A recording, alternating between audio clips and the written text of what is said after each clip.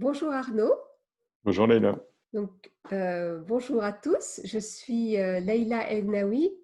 Je suis formatrice depuis plus de 20 ans et coach en développement personnel et professionnel.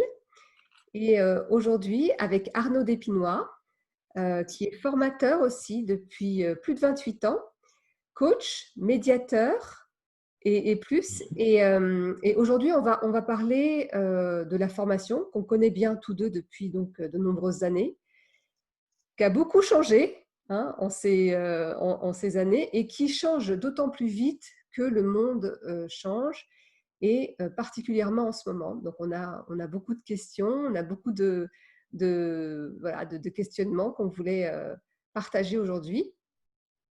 Arnaud, est-ce que tu veux nous en dire plus? Alors, les questions qu'on se pose aujourd'hui, merci Leïla d'initier cet échange et ce débat, parce que on est de nouveau donc retourné dans une situation compliquée, notamment de confinement, et le métier de la formation, le monde de la formation a été déjà impacté lors du premier confinement, et il y a eu une déferlante sur le métier de la formation. J'aurais presque tendance à dire que le métier a dû totalement se réinventer.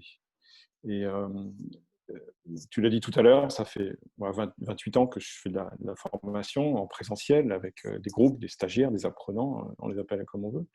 Et donc, tout ce qu'on a pu développer, tout ce qu'on a pu développer comme expertise, etc., dans le métier de la pédagogie, en tout cas, ça a été révolutionné aujourd'hui par ces formations distancielles, en fait, par ce nouveau mode de formation et de pédagogie qui, quoi qu'on en dise, est quand même sacrément éloigné de la formation présentielle telle qu'on l'a connue toutes ces dernières années. Donc c'est véritablement une révolution. Et c'est aussi utopique de penser aujourd'hui on peut faire en distanciel ce qu'on pouvait faire en présentiel hier. Et en disant ça, je sais que ça va soulever le débat, puisque je dirais aujourd'hui, il y a un peu presque deux clans. Il y a ceux qui sont vraiment accrochés au présentiel, euh, dont je fais un peu partie, parce que il se passe plein de choses, il se crée plein de choses, il y a du lien, sur certaines formations, comme nous les animaux au développement personnel, c'est parfois très intimiste, donc il y a besoin de créer du lien, il y a besoin de créer de la relation avec la personne. On va leur demander de se livrer sur des thématiques euh, euh, vraiment dans un environnement, un contexte presque intimiste, qu'on retrouvera plus difficilement dans le distanciel. Voilà. Donc sur notre thématique qui nous intéresse, en tout cas, ça paraît très compliqué. Donc il y a vraiment il faut repenser tout ça. Il faut repenser à la fois l'ingénierie, les outils, la dynamique, sans pour autant devenir des experts de la manipulation informatique.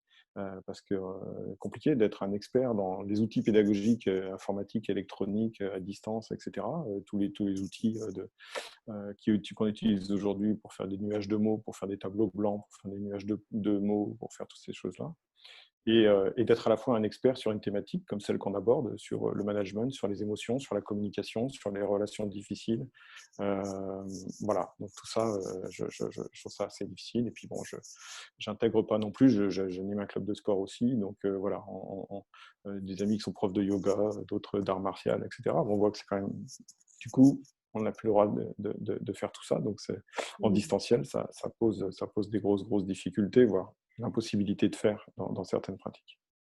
Et pour autant, on a évidemment donc là un point de vue de formateur, de la difficulté de tout basculer en distanciel, et en même temps toujours un besoin.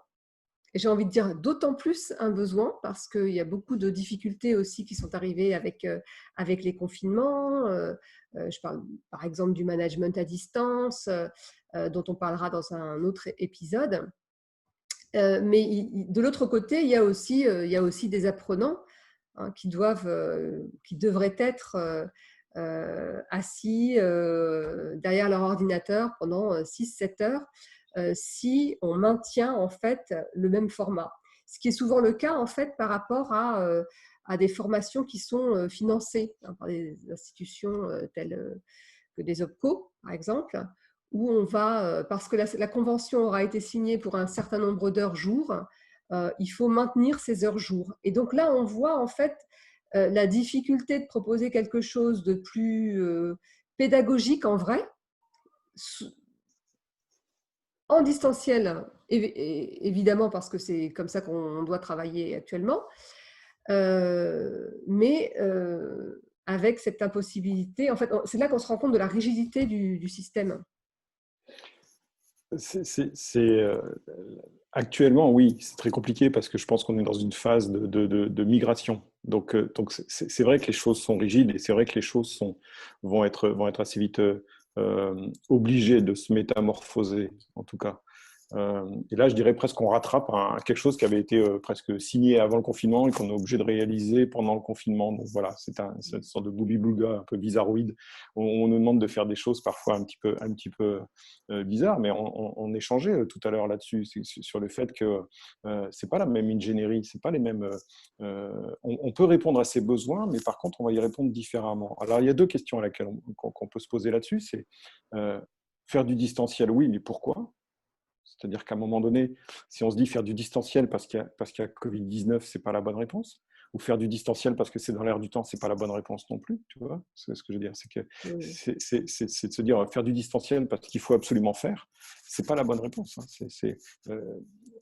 Donc, dans l'idée, la deuxième question qui vient derrière, c'est comment on peut utiliser ces nouvelles technologies et ces contraintes qu'on nous impose de toute façon sur lesquelles on ne peut rien faire. Donc, on va forcément s'adapter, les accepter, voire les accueillir même, parce qu'il faut voir aussi le verre à moitié plein. C'est qu'on va du coup redécouvrir quelque chose. Et ce quelque chose, il va falloir l'orienter de manière intelligente, c'est-à-dire utiliser les outils pour ce pourquoi ils sont bien faits. Et donc, on pourrait imaginer une ingénierie en plusieurs étapes où on dirait la partie théorique peut-être fait en amont avec l'utilisation aujourd'hui de ce qui se fait énormément sur la toile avec des centaines, des milliers de vidéos YouTube, de documents téléchargeables, etc. Donc, la partie théorique peut être appréhendée par l'individu de manière complètement autonome. Et puis après, de se dire, bah, mince, l'apprenant se dit, moi, j'ai lu tel ou tel truc, et là, il manque de l'information, il manque de l'échange, il manque de partager avec d'autres, etc. Donc peut-être des ateliers tu vois, de réflexion entre les gens, même en distanciel, pour pouvoir échanger sur la théorie avec les questions supplémentaires. Et puis d'autres ateliers, ou les mêmes, mais qui vont traiter de cas concrets, en se disant, bah oui, bah alors moi j'ai lu la théorie, mais maintenant concrètement par rapport à ma situation, voilà ce à quoi j'ai été confronté et comment, avec les outils que vous me proposez, moi, je peux l'appliquer. Et là, effectivement, toute notre plus-value, elle arrive là-dessus, puisque c'est de dire, bah, OK, on va utiliser les méthodes d'animation de groupe qu'on pourra adapter en fonction des outils pour pouvoir répondre à ces sollicitations. Donc, je pense voilà, dans l'ingénierie, il y a vraiment des phases sur lesquelles il va falloir réfléchir pour savoir comment on découpe ça en phases, comment on adapte les moyens et les contraintes à ces phases-là, en ayant à cœur de dire, on reste dans un aspect pédagogique, c'est-à-dire qu'on reste dans un aspect où la personne, après l'action, elle saura faire plus de choses qu'avant, et elle saura les faire. Elle n'aura pas eu que de la théorie, elle n'aura pas été sur un banc de fac pour ingurgiter de la théorie. Voilà. Bah, écoute, oui, je suis tout à fait d'accord dans le sens où on a besoin aujourd'hui que la théorie, qu'on accepte que la théorie soit en asynchrone. Parce que, alors, il y a moi, j'aime bien ce format de masterclass où on a accès à une vidéo théorique et puis ensuite il y a un question-réponse et ça permet d'optimiser le temps de formateur en fait. Hein. Alors après, avec les masterclass, c'est souvent un format court, ce qui permet aussi de rester au total 1 heure, peut-être 2 heures maximum devant l'écran.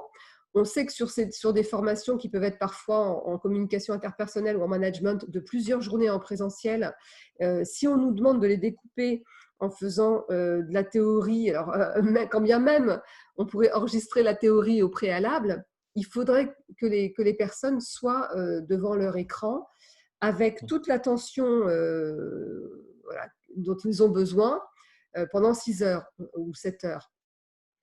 On sait que même une journée de travail, c'est pas comme ça que ça se passe. On a des temps de pause, on a des temps d'échange avec les collègues. Il n'y a pas de raison qu'on exige ça en fait sur du distanciel.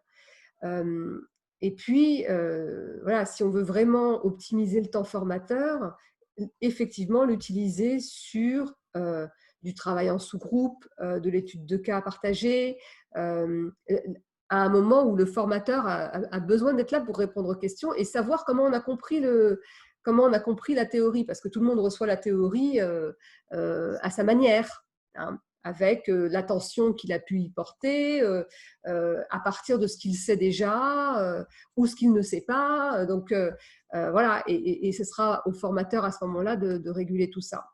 Donc il y a vraiment un besoin d'assouplir ces modes de formation en distanciel. Et donc, c'est quand même, on parle de formation, donc à ce moment-là, c'est important de se reposer la vraie question, de se dire, OK, comment on associe distanciel et pédagogie, et pas de dire, je fais du distanciel pour les mauvaises raisons. Oui, parce que nous, en tant que formateur pédagogue, c'est la première question qu'on se pose. En fait, pédagogiquement, comment est-ce que je vais faire passer les informations, faire monter en compétences, parce que c'est de ça dont il s'agit, hein, les personnes. Faut que ça ait du sens, hein, et c'est nous qui sommes en première ligne. Je te remercie, Arnaud, d'avoir partagé tous ces questionnements avec nous. Et puis, je te dis à un prochain épisode, j'espère, pour des conversations apprenantes.